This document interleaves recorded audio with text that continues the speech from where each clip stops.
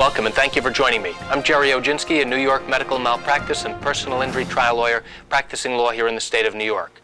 I want to tell you about a case I handled recently involving a woman who died as a result of a misplaced feeding tube. The woman's 2 adult sons had come to me one day wanting to know why their mother had died.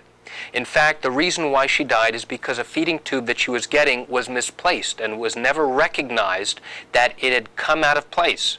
The reason she was on a feeding tube was that she was involved in a house fire and suffered inhalation injuries to her lungs from the smoke. And she was on a ventilator that was helping her breathe, but she was conscious and aware of everything that was going on.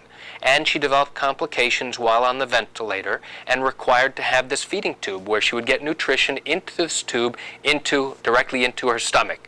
And her stomach would then process it, her body would process the food, and everything should have been fine. The problem was this feeding tube became dislodged, and not a single doctor or nurse recognized what had happened until it was already too late.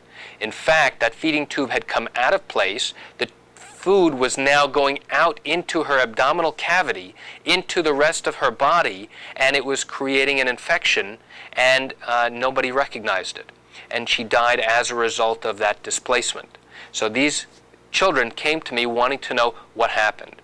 It was during the course of discovery, when I obtained the records for the family, I reviewed it and I had an expert review the records, that did we learn that the tube had actually been misplaced and the contents of the food were going where they should not have been. And that was why this particular incident happened and she died. The unfortunate reality is that this was entirely preventable.